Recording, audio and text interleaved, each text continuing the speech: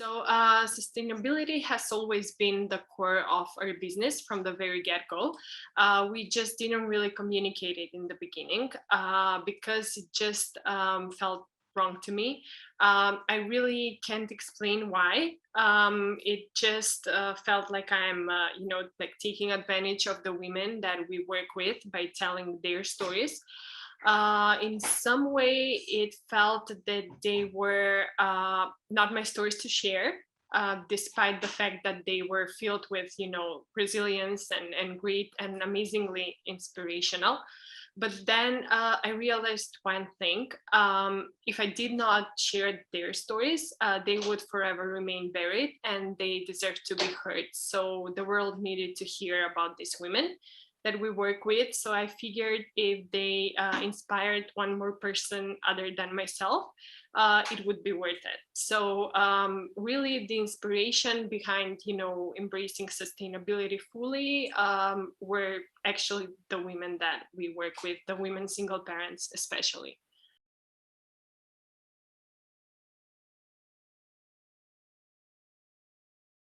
So I would definitely say inequality.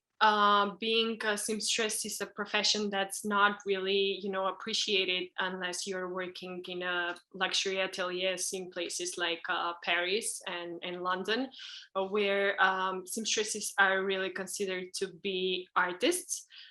Sadly, in the rest of the world, people who work behind the machine to assemble the clothes you're wearing are treated more or less like modern day slaves. So they're always underpaid, working under horrible circumstances, which is always the case here in North Macedonia as well. So I would say my biggest concern is the inequality that it creates.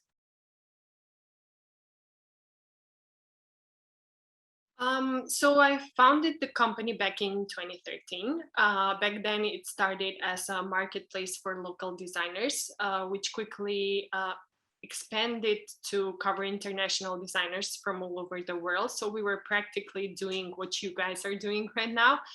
But 4 years into it, the business pivoted to a standalone fashion label because we didn't have enough, marketing budget to actually promote everything that we were doing. And back at that time, there weren't many sustainable labels as well.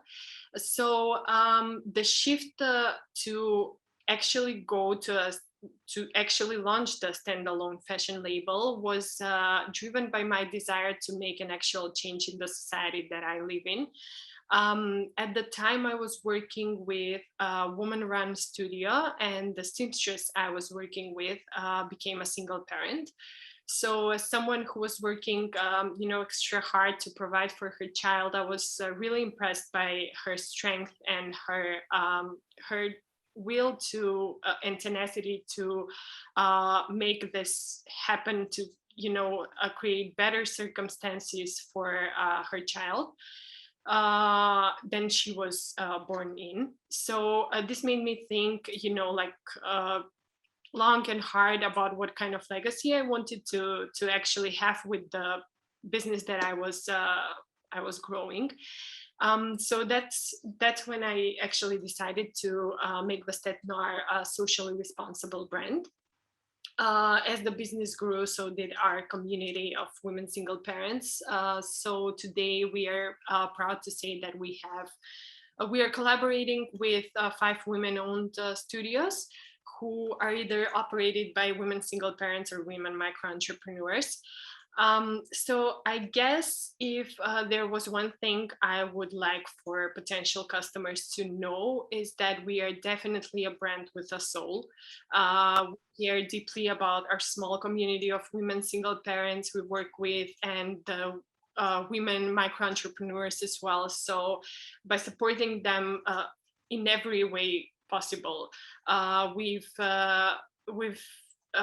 created the Women Fund back in 2019. Actually, it was 2020, beginning of 2020, to help them financially, to help them battle the pandemic and everything that was going on at the time. We also decided to,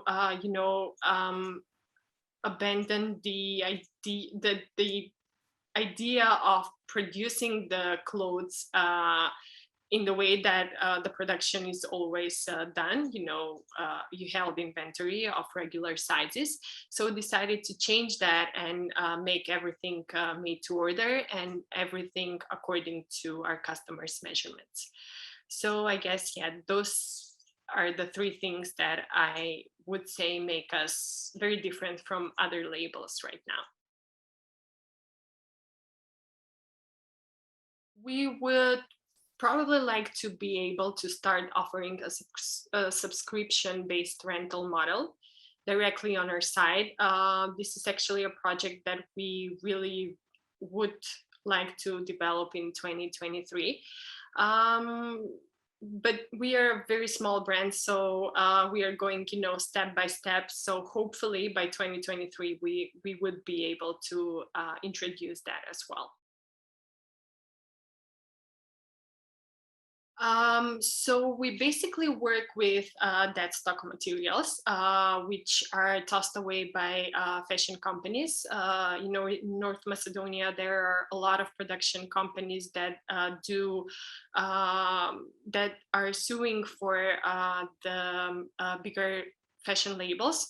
So after they're done with the materials, they just throw the materials away. So we go to those production factories and we take the materials that we want to use and use them. Basically, these are family-owned production facilities, and we literally like go and hunt for fabrics in their storage. We like to use mostly natural materials, so we do lean mostly towards, linen, cotton, cashmere, wool, and silk. But if we can't find a good pattern or the choice of colors is just poor, our second choice is fabrics mixed with, polyester. But even when we do work with them, we make sure that they have very little percentage of polyester in them. Before we start, we make a mood board with certain colors and styles that so that we don't lose ourselves hunting for these materials.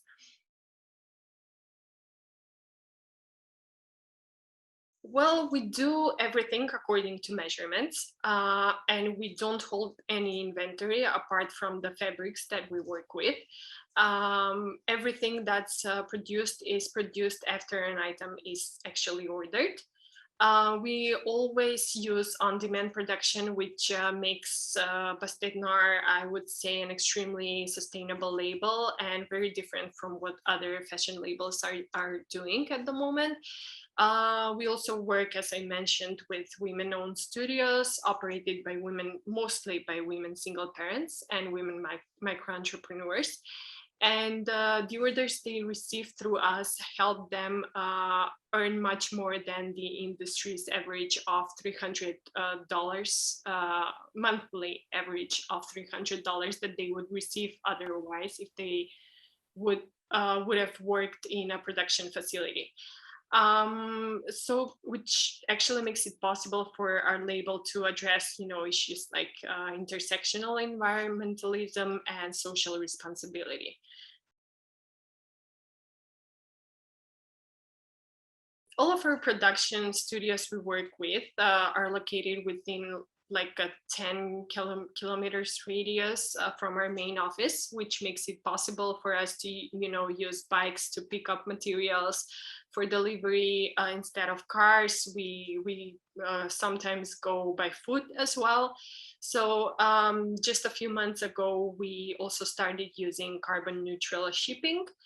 As well for all of the orders happening through our website. We work with a nonprofit called Pachama. I'm not sure if I'm pronouncing that right. To make sure a percentage of our sales go towards supporting forest protection initiatives. So that's currently what we are, how we are moving products through our supply chain. Well, quality is forever our number one goal. So we'll definitely keep on investing in this more in the future. Improving the way the clothes are made is always our top priority. And what we are currently doing is investing more of our attention into preserving craftsmanship and handmade techniques. So that will most definitely be in our more incorporated in our next collections. Um, so our customers don't only get a piece of clothing when they purchase something on our website, but they also get a piece of, well, kind of art, at like an affordable prices.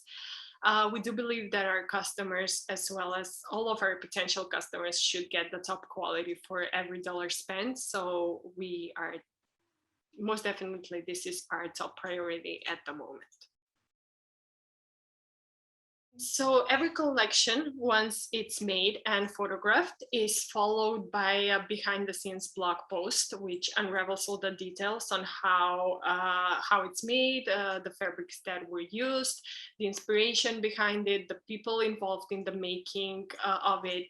So we believe that this is a very, very crucial part because we get to show our customers not just the good stuff and the fun stuff, but also it's possible for them to see just how much work is poured into every piece that we create. We also share more details on uh, how we made a particular item and how much time it actually takes us to make it, which techniques were used, if any, and so on. Every product that we launch is followed by a transparency infographic that shows the exact amount of how much we spend on fabrics, the production, the hardware we use. So basically everything that's incorporated in that fabric, the packaging and how much it costs us to get the item delivered from our headquarters to consumers' doorstep. We also make sure our social is filled with videos of the production of all of the items we sell. So you can see how a particular style is made, get the feel of how the fabric falls, the texture of it, what kind of stitching we were using, how particular buttons or item details are hand stitched and handmade.